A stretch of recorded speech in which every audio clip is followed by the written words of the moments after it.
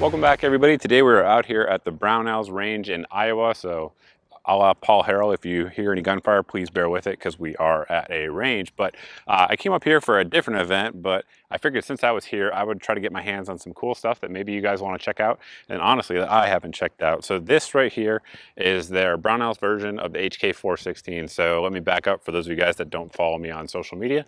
Brownells was able to score some exclusive 416 and 417 actual military kits, so build kits. For those that don't know, Germany has a lot of really weird export laws about what they can export and what they can't. And so getting these in for guys that are really into clones or 416s that they may have had service and those sorts of things, this is a big deal. They, to best of my knowledge, have never come in before. I think they had 200 kits. There's obviously way less than that as I'm filming this because they've been selling. But it is a very, very cool rifle for sure.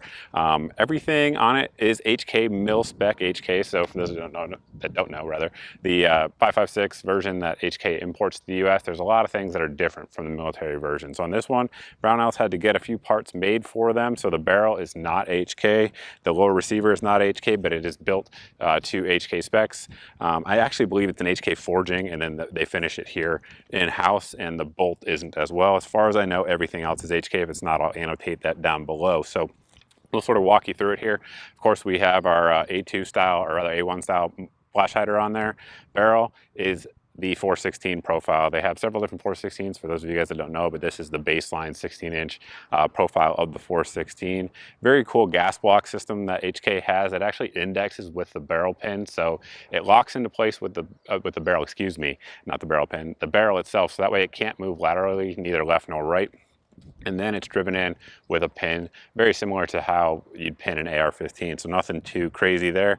Our HK 416 reel, again, handguards, quad rail, 2 spec. Now, one thing I'll say, I guess, before moving on back, is that the gas block on this, and the gas port rather, I should say, seems to be different because I've fired 416s, several different variants over the years, and they tend to be very, very violent in terms of recoil, as you guys have seen from the intro and shooting some full auto. And this doesn't even have a vertical foregrip. This thing's really controllable. I would guess it has maybe a little bit less violent gas port than the standard 416s do. HK does that on purpose, they say for reliability, but most folks don't need that in my opinion, and it's just going to drive them off target a little bit more than you would need. Upper receiver, again, standard 416, and for those that don't know, it's actually a little bit higher than your standard AR-15. It kind of has a step up back here on the rear where the charging handle is. It kind of steps up, so just keep that in mind with optics mounts. A lot of guys really like that.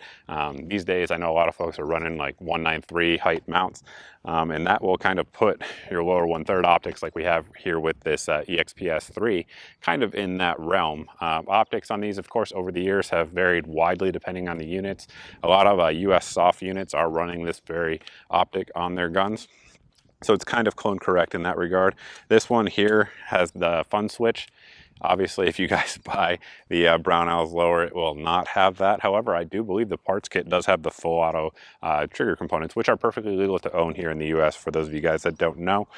Grip, HK, same thing there with the trigger guard, so nothing too fancy there. Moving on back here, we have the stock. A lot of guys really love it, a lot of guys hate it. Talk to a lot of guys in the Marine Corps. They'll give you opinions on these stocks for sure.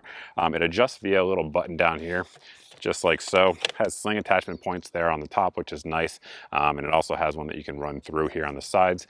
The reason I say it's nice is because if you have your rifle slung and it's down here on the bottom or something like that, it tends to want to flop on you.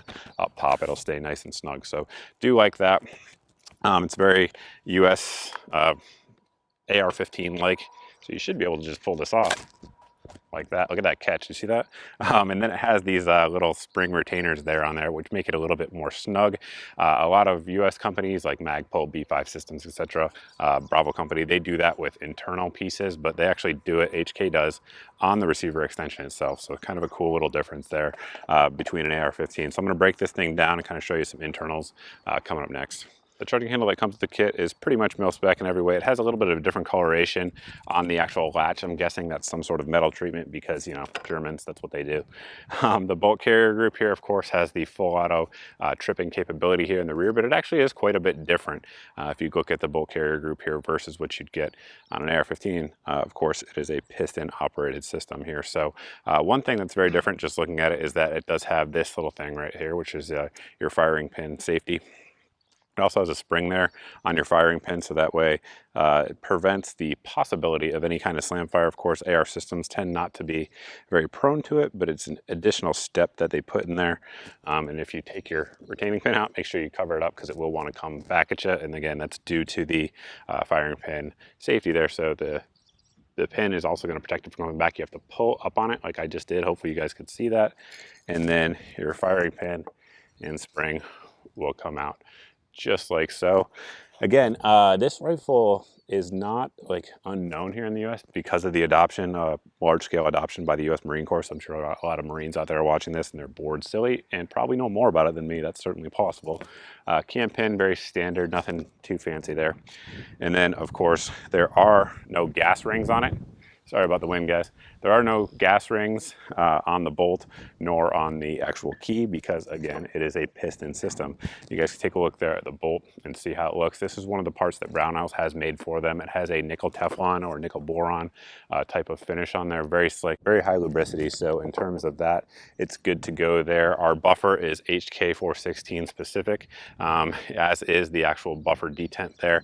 HK does a lot of weird things, and they just kind of go the extra mile on everything. At least they attempt to over-engineer a lot of stuff, which is good. It's not a bad thing, but that's why you see a lot of little differences versus the AR-15. We threw the rifle back together, and there's just a few things I wanted to touch on before we close it out. Number one is reliability. It's been 100% reliable out here, and from everyone I talked to at Brownells, the 2 samples that we were out here shooting today have never had any malfunctions. So in terms of reliability, good to go as you'd expect from a 416. That sort of is one of the things that it's known for. It's being known for being one of the absolute most reliable rifles out there, carbines out there, and particularly AR style rifles. It kind of has that reputation.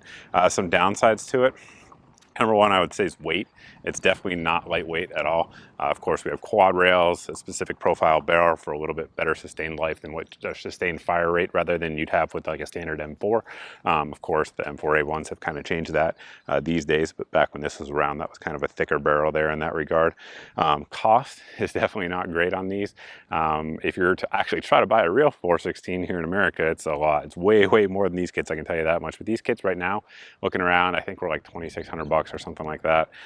They require a barrel, specific barrel tool if you want to pick one up. Brownells sells all of that, but they're very simple to put together. There's nothing crazy about it outside of that tool. So if you wanted to actually build one, you can certainly do so, but it's not for everybody. Like I said, I think they had like 200 of these when they came in. They're definitely less than half of that.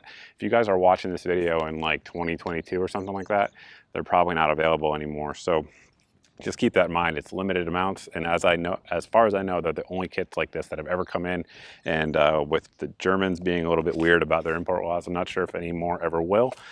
I'm actually debating picking one of these up personally, buying one myself, but I kind of wanted to scratch the itch up here while I was in Iowa to see if I do pick one up. Of course, you guys will be seeing it on the channel for a full review. We didn't do any accuracy testing, but I would expect this to be a very accurate rifle. There's no reason why it wouldn't be. 416s are, it has the same profile barrel and those sorts of things. So I believe, don't quote me on this, I believe Faxon's making the barrels on these. And if so, Faxon makes great barrels. So I would imagine they would be excellent there. So that's pretty much it. If you guys have any questions, by all means, post down below in the comment section. If I said anything wrong and you guys are like 416 experts, please let us know down below in the comment section as well. I know Larry Vickers, Ian over at Forgotten Weapons, Grand Thumb, they all have videos with 416s. Great information on all of them. Check them out if you're interested for sure. But I dig it. Like I said, I may be picking one up myself. I was on the fence and then I came out here and shot it today, and now I'm kind of jumping over the fence. So we shall see. If you guys aren't following me over on Facebook and you actually need a question answered, I don't always see them down below in the comments section. I do see them though. If you message me over at Facebook, I answer them all over there. Plus I post a lot of good deals, like if these go on sale, I will let you guys know. I also have an email list if you guys want to see all the videos I put up, because these days on YouTube, my subscribers, for whatever reason, don't seem to see all my videos. I send it out once a week with just the videos of the week, and also with a few deals that I find that week, good deals to get you guys to save some money. And signing up for that over at my Facebook page, over the sign up tab, or at my website, Mr. Guns and Gear. I think that's pretty much it. If you're not subscribed and you like this type of video, definitely hit the subscribe button. Other than that, guys, thanks for watching. I truly appreciate it. Thanks to Brownells for letting me come play with their toys on their range with their ammo. That's always good. But that's it, guys. We'll see you in the next video.